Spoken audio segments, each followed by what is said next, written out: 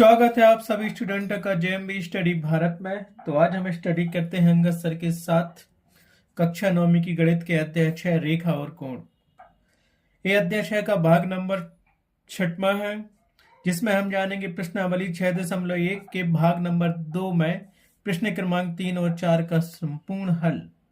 इससे पहले यदि आपने हमारे चैनल्स को सब्सक्राइब नहीं किया है तो प्लीज सब्सक्राइब कीजिए, शेयर कीजिए, ताकि इसी प्रकार की सभी वीडियो आपको सबसे पहले मिल सके। तो आइए हम देखते हैं प्रश्न क्रमांक 3 क्या कहता है। तो चलते हम देखते हैं क्वेश्चन 3 क्या कहता है। आकृति 6.15 में ये आकृति दी गई है 6.15। यदि कोण PQR बराबर कोण PRQ है तो सिद्ध कीजिए कि कोण PQS बराबर कोण PRT है। ये आकृति दी गई, उसने कहा कि कोण PQR ये बराबर है किसके?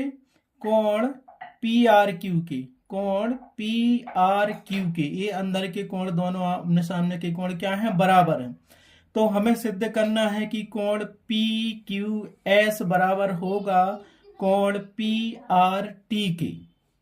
ठीक है, ये दोनों कोण आपस में बराबर है, तो वो कह रहा है कि ये वाला कोण और ये वाले कोण भी आपस में बराबर होंगे। ये सिद्ध करना है। तो जो दिया है वो हम लिख लेते हैं और जो सिद्ध करना है वो भी हम लिख लेते हैं। हमें दिया गया है कोण PQR बराबर है कोण PRQ के, जिसको हमने समीकरण 1 बना लिया। ज्ञात करना है कोण PQS बराबर है कोण PRT के। ठीक है, तो हमें जो दिया गया था वो हमने समझ लिया और जो ज्ञात करना है वो भी हमने लिख लिया। इसको पहले हम रफ में देख लेते हैं, फिर करेंगे हम इसको फेयर कॉपी में कैसे लिखना है। तो यहाँ देखो, एक ये डायग्राम दिया गया आकृति, इसमें एक रेखा दी है। तो एक बार हम इतनी रेखा ले लेंगे, फिर दूसरी बार इतनी रेखा ले लेंगे। तो एक बार ये रेखा लेंगे तो हमारे पास ये कोण मिल जाएगा और बराबर 180 अंश के हो जाएगा। दूसरी बार में जब हम इतनी रेखा लेंगे तो ये कोण और ये कोण मिलेगा और 180 अंश के बराबर मिल जाएगा। तो दो इक्वेशन हमें मिल जाएंगे और यहाँ पे हम लगाएंगे रेखिक का कोण। जैसे देखो, यहाँ से पहले हम कोण लेते हैं रेखिक में से, क्या मिलेगा हमें? PQS प्लस PQR, ये वाला कोण ये वाला कोण, एक रेखा पे ये कोण बने हुए हैं, देख लो यहाँ से। तो ये कोण और ये कोण जोड़ेंगे तो क्या मिलेगा? किसके बराबर में मिलेगा? 180 अंश के बराबर। ठीक है, उसी प्रकार अगर हम ऐसा कर लेंगे तो हमें क्या कोण मिलेगा? ये कोण मिलेगा 180 अंश के बराबर। ठीक है, तो ऐसा लिख लेते। तो यहां से क्या मिलेगा? एक कोण तो हमें मिलेगा क्या? PQS ए वाला कोण। दूसरा मिलेगा PQR ए वाला कोण प्लस कोण PQR बराबर कितना होगा? 180 अंश। ठीक है, काहे से होगा? रेखिक युग्म से। रेखिक युग्म कोण क्या कहता है? रेखिक युग्म कोण से एक रेखा पे बने सभी कोणों का योग 180 अंश के बराबर होता है। तो ये 3 बिंदु दिए गए हैं, उस पे एक किरण खींची हुई है। तो यहाँ पे ये कोण और ये कोण बराबर होगा 180 अंश के। इसी प्रकार मान लो कि ये वाला कोण जोड़ेंगे तो 180 अंश के बराबर आएगा। क्या मिलेगा? इसको लिख सकते हैं PRT कोण PRT प्लस कोण PRQ बराबर होगा 180 अंश के। क्यों? रेखिक युग्म कोण से एक रेखा पर जब कोई कोण बनते हैं किसी भी प्रकार के, तो ये कोण और ये कोण क्या बराबर होते हैं? दोनों 180 अंश के। मान लो कि ये है, ये B दिया है और ये C दिया है और ये D दिया है। तो ये कोण क्या मिलेगा हमारे पास? कोण ABD प्लस कोण CBD, कोण CBD बराबर मिल जाएगा 180 अंश। ये होता है रेखिक युग्म। ठीक है, तो अब हम क्या करते हैं? रेखिक कोण लगाएंगे यहां से यहां तक, इस रेखा के बीच में। तो हमें क्या मिलेगा? यहां से देखो, कोण PQR ए वाला कोण, तो इसीलिए लिखेंगे हम कोण PQR प्लस PQR ए वाला और फिर PQS ए वाला कोण प्लस कोण PQS बराबर हमें मिल जाएगा 180 डिग्री। क्यों मिला? रीजन इसका लिख दो यहाँ पे। क्या रीजन लिखोगे? क्या मिल गया हमें? रेखिक युग्म कोण से हम जानते हैं इसके बराबर ये होता है। इसको हमने दे दिया समीकरण नंबर 1। इसको हम ऐसा भी लिख सकते हैं, क्योंकि यहाँ समीकरण नंबर 1 से देखें तो ये क्या है, पी क्यू आर बराबर सिद्ध करना है, तो इसको हमने समीकरण 2 दे दिया। और पी क्यू आर बराबर देखो यहाँ से क्या मिलेगा, इसको हम लिख सकते हैं कोण पी क्यू आर बराबर 180 अंश माइनस कोण पी क्यू एस मिल गया। इसको हमने समीकरण नंबर 3 दे दिया। ठीक है, इसी प्रकार हम क्या करेंगे, ये वाला कोण लेंगे पी आर क्यू प्लस कोण पी आर टी, इन दोनों का योग करेंगे 180 अंश के बराबर। इसी प्रकार हम करेंगे कोण पी आर क्यू प्लस कोण पी आर टी बराबर होगा हमारे पास 180 अंश, और ये कहां से आ गया, रेखिक युग्म कोण से, रेखिक युग्म कोण से क्या मिल गया हमें, ये मिल गया। तो यहां से हम करेंगे दैट इम्प्लाइज कोण पी आर क्यू बराबर मिल जाएगा हमें 180 अंश माइनस कोण पी आर टी, ये हो गया समीकरण नंबर 4। ठीक है, तो समीकरण 3 और 4 काय के बराबर मिल गया, और समीकरण देखिए पी क्यू आर बराबर है कोण पी आर क्यू के, तो इसमें हम कोण पी आर क्यू का मान समीकरण 3 से रख देंगे, और कोण पी आर क्यू का मान समीकरण 4 से रख देंगे समीकरण 1 में, तो ये दोनों बराबर हो जाएंगे। तो यहाँ लिख लो हम समीकरण 1, 3 और 4 से। तो हमने क्या लिख दिया, समीकरण 1 में समीकरण 3 व समीकरण 4 से कोण पी क्यू आर व कोण पी आर क्यू के मान रखने पर, ठीक है, रखो मान इसमें समीकरण 1 में, तो क्या है, कोण पी क्यू आर का मान हमारे पास ये मिल गया, यहां से क्या मिल गया, ये मिल गया हमें, ये था हमारे पास पी क्यू आर बराबर था कोण पी आर क्यू। ठीक है, इसमें मान रखना था तो हमने रखा, तो हमें क्या मिल गया, समीकरण 3 से रखो मान कोण पी क्यू आर का, कोण पी क्यू आर हमारे पास दिया है 180 अंश, 180 अंश माइनस कोण पी क्यू एस, दूसरा मिलेगा कोण पी आर क्यू का मान समीकरण 4 से रखो ये, तो ये मिल गया हमें 180 अंश माइनस कोण पी आर टी। तो यहां से देखो इसको इस तरफ ले आओ, 180 अंश 180 अंश एक कट गया और माइनस माइनस गया, तो यहां से क्या मिलेगा हमें, ये मिल जाएगा माइनस कोण पी क्यू एस बराबर मिलेगा माइनस कोण पी आर टी, और दोनों तरफ का माइनस माइनस गया तो आपको ये क्या मिल गया, पूरा यहां से मिल गया, दैट इम्प्लाइज कोण पी क्यू एस बराबर मिल गया कोण पी आर टी, मिल गया हमारे पास से।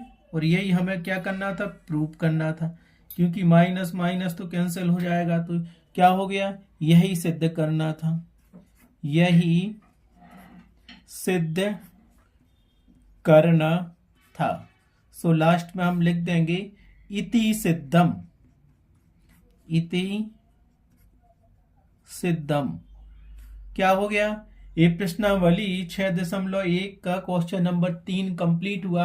अब चलते हैं क्वेश्चन नंबर 4 पर। क्वेश्चन नंबर 4 क्या कहता है, समझ में तो आ गया, ये क्वेश्चन हमें कुछ नहीं करना था, एक बार ये एंगल और ये एंगल जोड़ा 180 अंश के बराबर किया, फिर दूसरी बार ये जोड़ा इनको 180 अंश के बराबर किया, जो मान आएगा समीकरण 1 में रख दिया, तो हमारे पास जो सिद्ध करना था वही आ गया।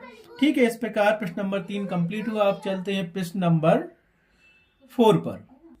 अब देखते हैं प्रश्न नंबर 4 क्या कहता है। प्रश्नावली 6.1 का रेखा और कोण का आकृति 6.16 में यदि x प्लस वाई बराबर w प्लस जेड है तो सिद्ध कीजिए कि AOB एक रेखा है। हमें क्या करना है, सिद्ध करना है कि AOB एक रेखा है। तो आकृति 6.16 हमें दी गई है, एक रेखा दी है AOB, और यहां से एक किरण दी है O से C तक, और O से D तक हमारे पास ये दूसरी किरण दी है। ये एंगल दिया X और A दिया Y, A दिया Z और A दिया W, और हमें सिद्ध करना है कि AOB एक रेखा है, मतलब सरल रेखा है। तो हमें सिद्ध करना पड़ेगा ऊपर के जो कोण दिए हैं X और Y 180 अंश के बराबर होना चाहिए, और नीचे के कोण भी हमें W और Z 180 अंश के बराबर होना चाहिए, क्योंकि हम जानते हैं संपूर्ण कोण की माप 300 अंश होती है और हमें सिद्ध करना है कि ये ओ बी एक रेखा है, तो ऊपर के कोणों का मान और नीचे के कोणों का मान बराबर होना चाहिए और दोनों का योग 360 अंश के बराबर होना चाहिए। तब ये सिद्ध हो जाएगा कि दी गई आकृति या रेखा ए ओ बी एक रेखा है। ये हमें सिद्ध करना है। तो जो दिया गया है वो हम लिख लेते हैं और जो सिद्ध करना है वो भी हम लिख लेते हैं। ठीक है, हमें दिया गया है कि x प्लस वाई बराबर w प्लस जेड है। इसको हमने समीकरण 1 मान लिया और ज्ञात जो करना है वो भी लिख लेते हैं। हमें ज्ञात क्या करना है, बताना क्या है या सिद्ध करना है कि ये ओ बी एक रेखा है। ज्ञात की जगह पे यहाँ लिख लेना कि सिद्ध करना है कि ये ओ बी एक रेखा है। अब एक रेखा सिद्ध करने के लिए क्या करना पड़ेगा, हमें रेखा के ऊपर के कोण और रेखा के नीचे के कोण क्या बराबर करने पड़ेंगे और दोनों कोणों का योग करना पड़ेगा, ऊपर के कोणों का और नीचे के कोणों का। यहाँ पे 4 कोण हमें दिए गए x, y, w, z। इन चारों कोणों का योग मान कितना होना चाहिए, एक संपूर्ण कोण के बराबर होना चाहिए अगर ए ओ बी को रेखा सिद्ध करनी है तो। और फिर ऊपर के दो कोणों का योग और नीचे के दो कोणों का योग भी 180 अंश 180 अंश होना चाहिए। अगर ये सिद्ध हो जाता है कि इन कोणों का योग 180 अंश है और संपूर्ण कोणों का योग 360 है, तो ए ओ बी एक रेखा होगी। ठीक है, अब क्योंकि हम जानते हैं कि एक ही बिंदु के चारों ओर के कोणों का मान 360 अंश होता है, अर्थात पूर्ण कोण जिसे हम संपूर्ण कोण कहते हैं, कोण का मान 360 अंश होता है। और एक बिंदु हमारे पास हो दिया है, यहाँ पे 4 कोण दिए हैं x, y, w, z, तो ये किसके बराबर होंगे, इसीलिए हम यहाँ लिख सकते हैं इन चारों कोणों का मान x plus y plus w plus z बराबर 360 अंश होगा। इसको हमने समीकरण नंबर 2 दे दिया। अब क्या करेंगे, एक बार समीकरण 2 में x से x प्लस वाई बराबर डब्ल्यू जेड रख देंगे। दूसरी बार हम क्या करेंगे, समीकरण 2 में भी फिर डब्ल्यू जेड बराबर x प्लस वाई रख देंगे, दोनों के मान निकाल लेंगे क्या।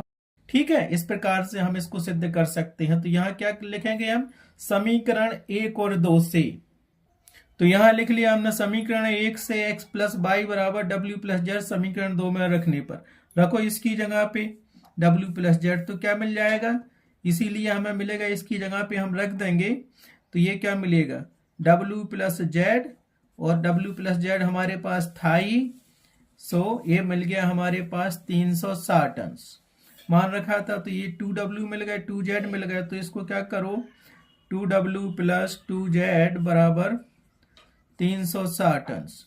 तो यहां से हमें मिल गया 2 कॉमन ले लो, तो w प्लस z बराबर मिल गया 360 डिग्री। तो यहाँ हमें क्या मिल जाएगा, that implies w plus z बराबर मिल गया 360 डिग्री बटे 2।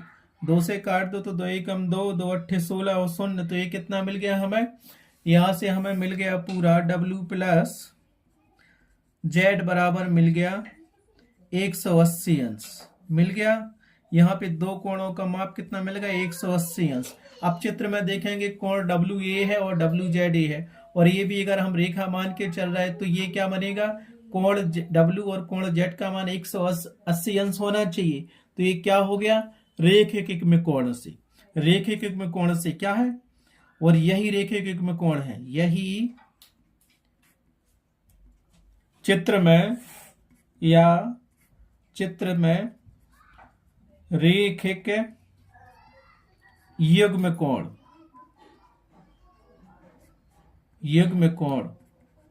है, मिल गया। अगर रेखा ये भी हम मानेंगे, रेखा ए ओ बी है, तो रेखिक युग्म कोण डब्ल्यू और कोण जेड का मान 180 अंश के बराबर होना चाहिए। तो ये तो हो गया अपने पास रेखिक युग्म कोण से। अब इसी प्रकार हम क्या करेंगे, समीकरण 1 और 2 से x प्लस वाई बराबर 180 अंश कर लेंगे ऊपर का, ये सारी प्रोसेस ना लिख के कि w प्लस जेड का मान x प्लस वाई रखने पर, तो अपन यहां लिख लेंगे। अब अच्छा है, समीकरण इसको समीकरण नंबर 3 दे दो। ठीक है, आगे क्या करेंगे, इसको समीकरण 3 दे दिया और लिख लेंगे इसी प्रकार x प्लस वाई बराबर 180 अंश होगा। इसी प्रकार से बस इतना लिखना और सीधा कर लेना, x प्लस वाई बराबर 180 अंश। 180 अंश हो गया, तो इसको यहां से लिख लेते हैं 180 अंश हो गया, x प्लस वाई बराबर, इसको समीकरण नंबर क्या कर लो, समीकरण नंबर 4 दे दो। और ये कहां से आ गया, सीधा लिख लो, चित्र से रेखे के कोण से, यहां लिख लो। इसी प्रकार x प्लस वाई बराबर 180 डिग्री, इसको समीकरण 4 मान लिया और रेखे के कोण से। ठीक है, अब डायग्राम आपने देखा, ये डायग्राम किस प्रकार का बना हुआ था। ठीक है, तो देखो हमारे पास क्या मिला, W प्लस जेड बराबर 180 डिग्री, और इसी प्रकार करके हमने लिख दिया x प्लस वाई बराबर 180 डिग्री रेखे के कोण से।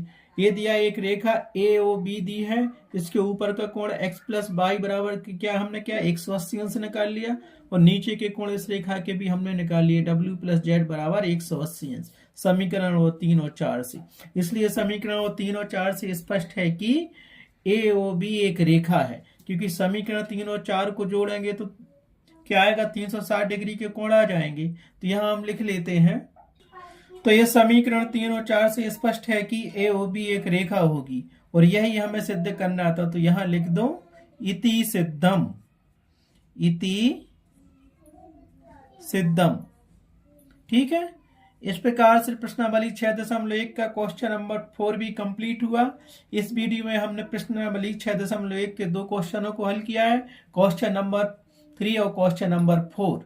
इस प्रकार से इस वीडियो में बस आज इतना ही। नेक्स्ट वीडियो में हम करेंगे इस प्रश्नावली के क्वेश्चन नंबर 5 और 6 का संपूर्ण हल। Thanks for watching my video.